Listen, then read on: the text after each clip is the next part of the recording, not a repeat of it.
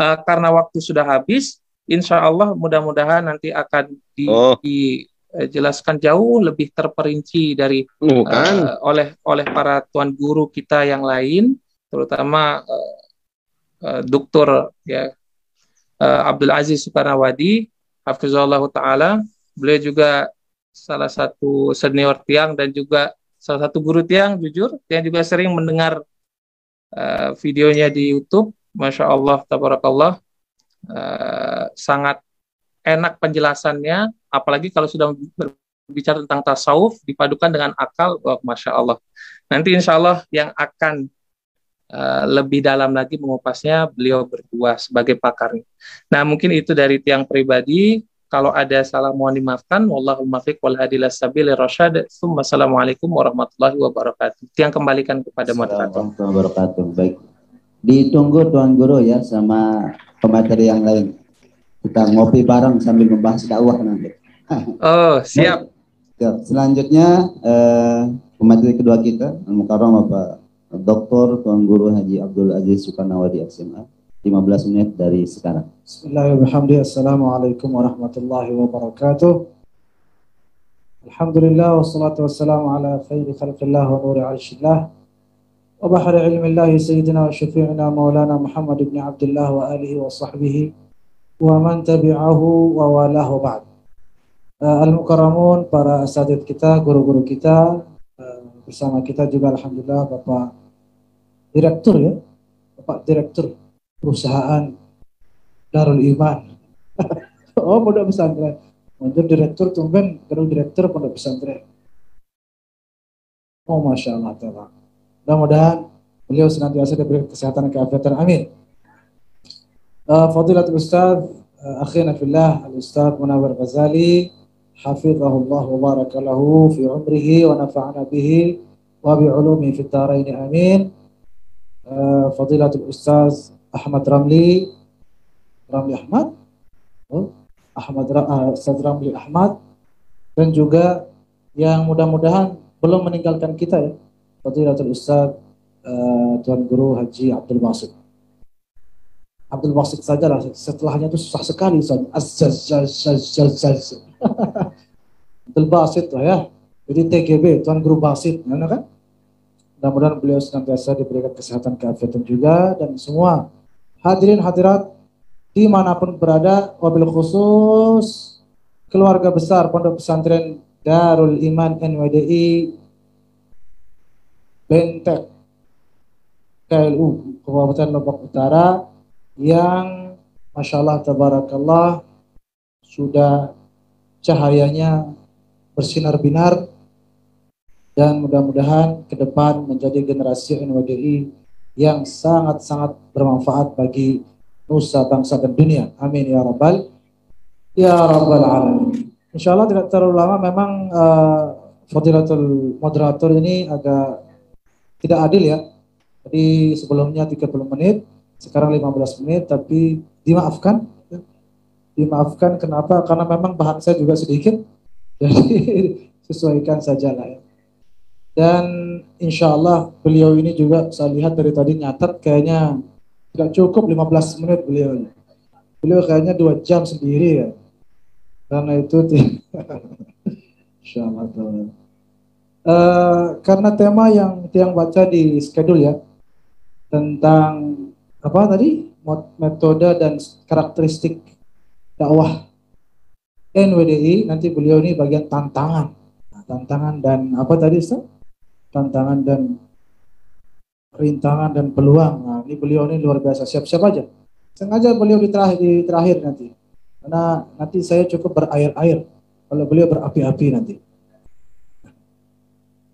Berbicara tentang metode dan karakteristik, yang ingin saya tekankan di sini adalah pertama-tama bahwa NWDI adalah organisasi dakwah, organisasi pendidikan yang basisnya dan ideologinya ini yang penting, Ahlus Sunnah wal Jamaah. Kalau sudah basisnya Ahlus Sunnah wal Jamaah, maka metode dan karakteristik dakwahnya pun tidak boleh jauh dari manhaj dakwah para ulama kita, ulama Ahlus Sunnah wal Jamaah. Sebelumnya Ahlussunnah wal Jamaah itu kembali kita tekankan dan terus kita pertegas karena sudah mansus min qadim zaman fil kutubil qadimah bil athar al qadimah, sudah keruanlah bahasa kita. Wah, keruan Sayyidina Ahlussunnah wal Jamaah tidak debatable lagi. Kalau masih diperdebatkan sudah lewat waktunya. Ahlussunnah wal Jamaah, para ulama kita dari masa ke masa, salafan wa khalafan, ya sudah dan beberapa muktamar, konferensi tingkat internasional terus menerus itu diingatkan kepada kita, kepada masyarakat yang banyak lupa, ya, bahwasanya Ahlussunnah wal Jamaah dalam akidah adalah siapa?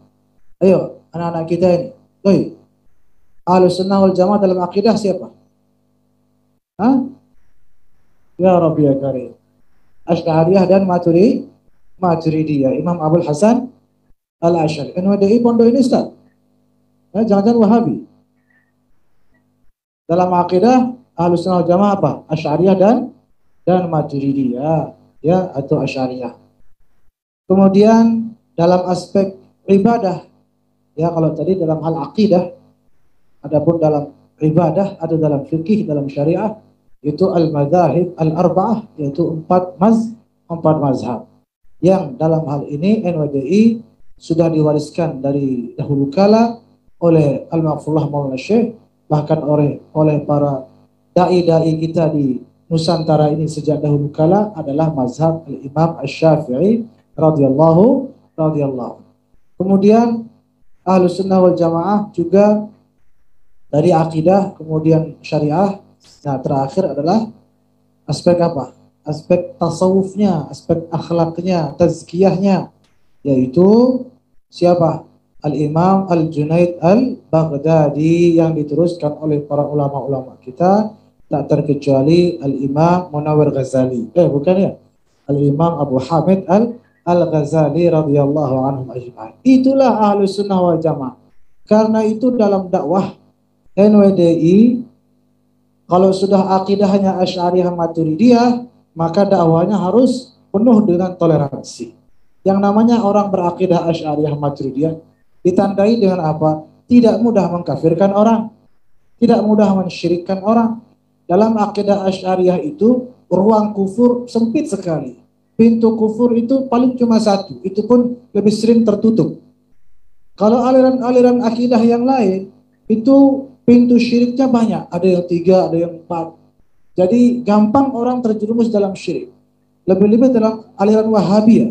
Kalau aliran Wahabi mungkin pintu syiriknya tak terhingga. Ya, saking banyaknya, makanya mudah menuduh syirik, ini kafir, ini bid'ah dan lain sebagainya.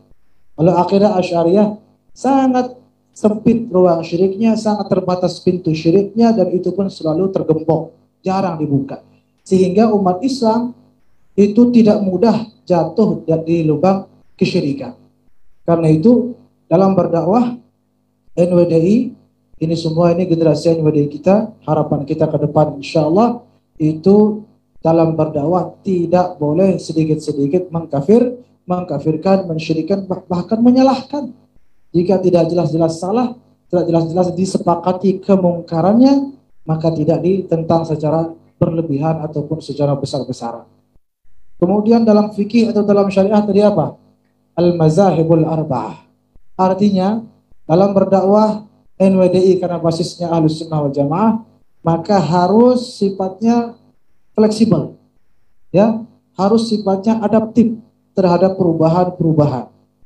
Kenapa? Karena percaya akan adanya mazhab-mazhab. Walaupun yang dianut pada dasarnya adalah mazhab Syafi'i, tetapi kita juga harus cerdas. Situasi dan kondisi terus berubah, maka dalam berdakwah NWDI juga harus lebih adaptif tadi.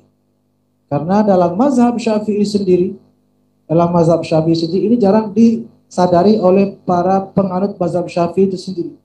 Dalam mazhab Syafi'i itu sendiri diberikan ruang untuk bahkan syarat. Terkadang kalau kita buka kitab I'anatul Talibin misalnya, itu mazhab Syafi'i sendiri kadang-kadang menyarankan kita untuk menyarankan penganutnya untuk mengambil mazhab lain.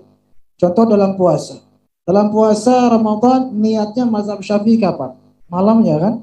malamnya, tidak boleh paginya, dan tidak boleh sekaligus di malam pertama. Itu bukan mazhab Syafi'i. Tapi kalau kita buka kitab-kitab mazhab Syafi'i, disarankan berniat di awal sekaligus. Disarankan mengambil mazhab Imam Malik. Kenapa katanya? Karena nanti suatu ketika kalau lupa pada malam harinya, maka diambillah itu. Nah, itu contoh. Bahkan yang lupa malamnya dan lupa pada malam pertama, dalam kitab mazhab Syafi'i juga disarankan ambillah mazhab Hanafi yang boleh niat puasa wajib di pagi hari. Itu contoh kecil.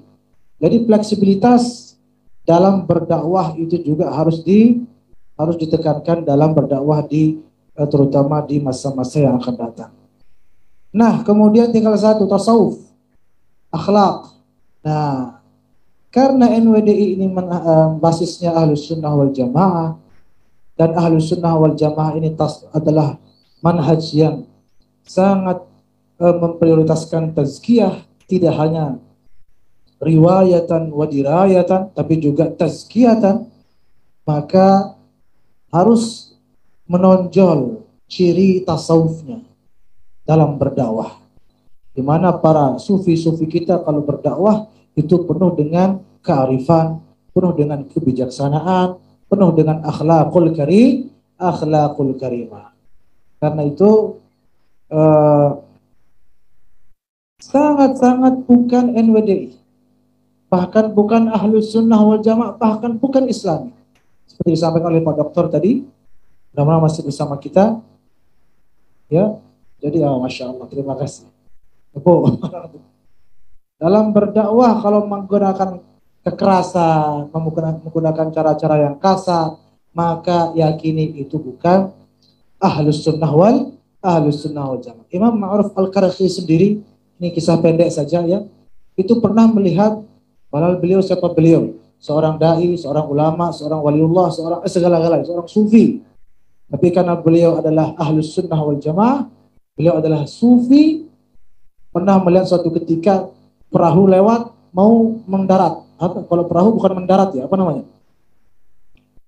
Kalau perahu itu namanya apa? Kalau ke pantai menyandar. Yo menyandar. Iya aneh. Pokoknya ke pantai itu.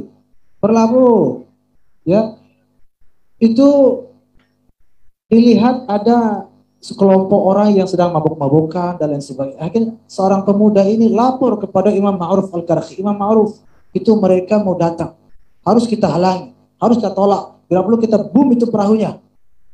Karena mereka kalau masuk, kalau tiba di pulau kita akan menyebarkan maksiat, akan menyebarkan akhlak yang tidak baik dan seterusnya. Apa kata Imam Ma'ruf Al-Qarhi? Kita doakan saja. Oh iya, kita doakan. Silahkan doakan supaya tenggelam. Kata pemudanya ini. Ternyata akan doa Imam Ma'ruf Al-Qarhi. Apa doanya? Allahumma kama as'adtahum fid dunya fa as'idhum fil akhirah. Ya Allah, sebagaimana engkau bahagiakan mereka di dunia, bahagiakan juga mereka di akhirat. Kan kaget. Kok malah didoakan yang bagus, bukan didoakan tenggelam? Apa kata Imam Ma'ruf Al-Qarhi? Kita doakan mereka bahagia di akhirat dengan sebab taubat mereka di dunia. Nah itulah.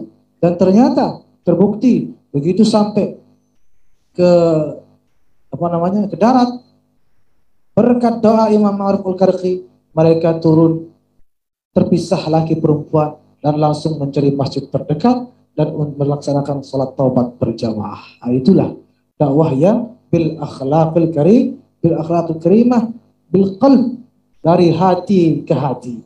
Ya, itu. Kemudian Ahlus Sunnah wal Jamaah satu lagi punya karakteristik yang sangat-sangat esensial. Apa itu? Yaitu sanad keilmuan. Sanad keilmuan. Yang namanya sanad keilmuan, seorang dai tidak boleh berbicara, menyampaikan ilmu, menyampaikan apa saja, mendakwahkan apa saja kalau tidak memiliki sanad keilmuan yang jelas, memiliki sandaran dakwahnya yang jelas. Kalau dia mau berdakwah, sekarang udah zamannya. Siapapun bisa jadi dai, siapapun bisa jadi ustadz, siapapun bisa menjadi dai artis. Padahal ditanya sanad keilmuannya apa, mengerti sanad aja tidak tahu. Apalagi mengetahui apa itu sanad riwayah, apa itu sanad dirayah, apa itu sanad tazkiyah. Nah, itulah yang sudah mulai terkikis ya di akhir zaman ini, yang rekomendasi kita insya Allah mudah-mudahan Nahdlatul Watan Diniyah Islamiyah akan menjadi organisasi yang membangkitkan betapa urgennya sanad keilmuan dalam berdakwah. Ya, barangkali seperti itu. Namun yang terakhir izinkan saya tutup bahwasanya juga selain ideologi Ahlus Sunnah wal Jamaah berbicara tentang metode dakwah, juga jangan lupa bahwa NWDI ini berdiri di mana? Berpusat di mana? Di bumi Nusantara. Di bumi Nusantara, di Negara Kesatuan Republik Indonesia. Yang artinya sebagai dai ya, di masa yang akan datang ini calon-calon dai semua nih. Amin ya rabbal dai dan daiyah. Ya, jangan lupa bahwa dalam berdakwah baginda Nabi sallallahu alaihi wasallam, juga guru-guru kita wabil khusus Al-Maghfurullah Maulana Syekh mengajarkan yang namanya kita sebagai hamba Allah yang Indonesian ini harus bersyukur akan nikmat Allah, nikmat kemerdekaan Republik Indonesia. Artinya dalam berdakwah jangan, atau gimana, dalam berdakwah itu kita harus betul-betul melestarikan ya dan mendukung kearifan lokal. Dan bila perlu kita tunjukkan penolakan yang tegas terhadap gerakan-gerakan dan pemikiran-pemikiran yang ekstrim, pemikiran-pemikiran yang berbau-bau khilafah, penerapan sanksi-sanksi syariah, itu kita tolak mentah-mentah. No, kita katakan no kepada khilafah Islamiyah. Di sini hati-hati. Dan di mana-mana masih ada sampai detik ini orang berbicara tentang khilafah Islamiyah. Maulana Syekh mengatakan no khilafah. Tidak ada khilafah. Kenapa? Karena baginda Rasulullah SAW dalam hadis beliau yang dipahami oleh ulama-ulama kita Ahlus Sunnah wal Jamaah, beliau sudah tegaskan al khilafatu ba'di 30 'ama. Khilafah setelahku cukup hanya 30 tahun. Sudah ditegaskan sama Nabi. Artinya Nabi ingin mengatakan, udah habis itu juga usah mikir khilafah lagi. Nanti ada waktunya. Tunggu tanggal mainnya. Dalam hadis lain Nabi katakan, summa yakunu khilafatan ala minhajin nubuwah. Di akhir zaman nanti akan muncul Imam Al-Mahdi alaihissalam radhiyallahu anhu. Beliaulah yang berwenang untuk mengembalikan khilafah ala minhajin nubuwah. Sebelumnya tidak boleh. Jadi tidak boleh NWD ini mengajak kepada khilafah. Justru kalau ada yang menyuruh kepada khilafah, NWD yang paling depan menghalangi mereka dan mempertahankan keutuhan bangsa Negara Kesatuan Republik Indonesia. Jelas apa tidak jelas? Jelas ya?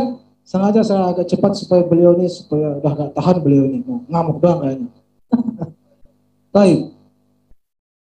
Begitu juga dengan tadi tentang syariah. Beberapa pengajian itu kalau saya buka sesi tanya jawab, apa katanya? Kenapa kita tidak menerapkan sanksi-sanksi syariah, potong tangan, rajab, jilid, dan lain-lain? Kok kita kalah sama Aceh yang perda syariah? Padahal Tuan Guru Bajang sudah sebut, nah seperti itu apa kita bilang ngaji sama Tuan ngaji. Itu tidak ngaji yang begitu. Disinilah makanya di NWD ini kita keilmuan kita, sanad keilmuan kita, ngaji kita harus jelas sama guru yang jelas supaya paham ajaran Islam yang benar. Nabi sendiri katakan apa? Idra'ul hudud 'anil muslimina mastata'tum. Itu Nabi. Katanya mau ikut Nabi. Katanya Islam kafah. Coba. Katanya kita ikuti semua ajaran Islam, jangan setengah-setengah. Lah itu Nabi perintahkan apa? Jauhkanlah sanksi-sanksi itu dari umat Islam mastata'tum, semaksimal kemampuan kalian. Bahkan ketika berlaku, ketika dijatuhkan hukuman itu, jika di tengah berlangsungnya hukuman dia melarikan diri, maka Nabi mengajarkan biarkan dia lari, jangan dikejar. Paham apa tidak paham ini? Woi, paham apa tidak paham? Kok nggak semua ini? Atau bahasa Kelu aja kita pakai baru paham. Nanti beliau pakai bahasa Kelu dari awal sampai akhir. Insyaallah. Nah, yang terakhir, mohon maaf, NWDI juga selain apa yang saya sebutkan tadi, manhaj dakwahnya Ahlus Sunnah wal Jamaah, manhaj dakwahnya adalah tidak pro khilafah, tidak pro ekstremisme dan radikalisme, juga Yang tidak kalah penting adalah bahwa Nahdlatul Watan Diniyah Islamiyah ini dakwahnya itu apa ya? Itu selalu mendukung perubahan dan pembaharuan. Perubahan dan pembaharuan. Harus up to date. Dakwah NWD harus up to date, harus fleksibel, harus elastis. Ya, tidak eksklusif tapi terbuka, inklusif. Selalu perubahan-perubahan itu dihadirkan. Tidak melulu bagaimana dulu di zaman Al-Maghfurullah, bagaimana dulu di zaman Al-Maghfurullah. Lihat perubahan. Pernah beberapa bulan lalu sempat agak viral ya tentang istilah NW rasa Wahabi. Ya, NW rasa Wahabi. Itu memang saya yang menyebut itu. Tapi maksud saya itu apa? Itu hanya nasihat untuk kita semua. Tidak ada nyindir siapapun. Kita ini NW, jangan kita berpikir seperti Wahabi. Bagaimana pikirannya orang Wahabi? Di zaman Nabi begitu, ya udah ikuti yang zaman Nabi. Kalau tidak ada di zaman Nabi tidak boleh. Itu kan cara berpikir Wahabi. Jangan di NW, jangan di NWDI seperti itu. Tidak ada di zaman Al-Maghfurullah, tidak boleh. Sama kenanya dengan sama cara berpikirnya dengan Wahabi. Maka jangan ada NW atau NWDI rasa Wahabi. Kalau betul-betul itu ikut Al-Maghfurullah Maulana Syekh, ini saya bacakan. Ini kitab, ini karangan Al-Maghfurullah Maulana Syekh. Judulnya At-Tuhfatul, apa lanjutan judulnya ini? Makanya saya bilang ini NWDI apa Wahabi di sini. At-Tuhfatul karangan Al-Maghfurullah Maulana Syekh. At-Tuhfatul Anfunaniyah, di sini wajib dikaji. Karangan Al-Maghfurullah Maulana Syekh. Ini saya kutip dari karangan Al-Maghfurullah Maulana Syekh At-Tuhfatul Anfunaniyah. Sekaligus barangkali mengajak tadi Al-Ustaz Tuan Guru Abdul Basit menyampaikan kaidah apa tadi itu? Al-muhafazatu 'ala al-qadim as-salih wal akhdhu bil jadid al-aslah. Menjaga, memelihara tradisi lama yang bagus dan memilih tradisi baru yang lebih bagus. Kan begitu? Itu yang punya NU itu, saudara-saudari Bapak Ibu di mana berada. Harusnya kita gengsi, saya sempat basic harusnya kita gengsi. Kenapa kok dari NU kita sampai harus meminjam seperti itu? Padahal di NWDI sudah ada dari dulu. Al-Maghfurullah sudah katakan. Al-Maghfurullah sudah menginspirasikan dalam kitab beliau At-Tuhfatul Anfunaniyah. Bila perlu ini yang kita jadikan jargon. Ini yang kita jadikan kaidah, bukan yang tadi. Ya, apa itu kata beliau ini? Saya katakan. Qala al-musannifu radhiyallahu anhu wa nafa'ana bihi fid dharain. Amin ya rabbal alamin. Wa la tuharib kulla jadidin ala za'mika wa la tu'adi kulla fannin lam yakun ma'rufan ladaika. Itu kata Al-Maghfurullah Maulana Syekh. La tuharib kulla jadidin ala za'mik. Janganlah engkau menentang ataupun menolak semua yang baru. Tuh. Jangan berpikir tertutup sempit hanya pada zaman beliau saja, tapi terus lakukan pembaharuan. La tuharib kulla jadid, kata beliau. Jangan menolak segala-gala yang baru. Ala za'mik, menurut hawa nafsu, menurut keyakinanmu saja, menurut persepsimu, karena itu baru menurut kamu saja. Itu bukan paham baru. Tapi Anda yang baru paham, ya, itu ada bedanya paham baru dengan baru paham. Kadang-kadang orang mengatakan ini apa ini paham baru, padahal dia yang baru paham. Kemudian beliau mengatakan wala tu'adi kulla fannin lam yakun ma'rufan ladaik, dan janganlah memusuhi, menentang segala seni dan ilmu pengetahuan, disiplin ilmu pengetahuan yang sebelumnya tidak pernah engkau ketahui. Ya, seperti waktu teluh. Itu kan apa yang diajarkan oleh gurunya, salat cuma 3, ya 3 itu saja. Tidak mau menerima salat-salat, tidak mau menerima yang lain-lain. Itu namanya eksklusif, tertutup sempit sudah ruangnya. Nah, NWDI tidak seperti itu. Insya Allah apa yang saya sampaikan ini bisa dipahami dan bisa kita simpulkan nanti di akhir. Insya Allah bisa kita hasilkan penekanan-penekanan agar dakwah NWDI ke depan bisa lebih progresif dan bisa lebih menghadirkan perubahan yang lebih positif serta pembaharuan demi keutuhan bangsa dan juga kemajuan umat Islam khususnya di Indonesia ini wa fil alamin amin ya rabbal alamin. Terima kasih. Allahul muwaffiq wal hadi ila sabilir rasyad. Wassalamualaikum warahmatullahi wabarakatuh. Waalaikumsalam warahmatullahi wabarakatuh. Terima kasih kami ucapkan kepada Al-Mukarram Pak Dr. Tuan Guru Haji Abdul Aziz Sukarnawadi LCMA. Para hadirin yang dirahmati Allah, kita beranjak ke acara terakhir, pembacaan doa yang dipimpin oleh Tuan Guru Haji Dr. Abdul Aziz Sukarnawadi MA. Kepada beliau disilahkan.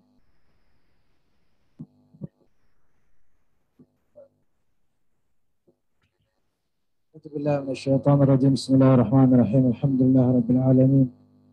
حمدا يوافي نعمه ويكافئ مزيدا. ربنا لك الحمد والشكر كما ينبغي لجلال وجهك الكريم وعظيم سلطانك.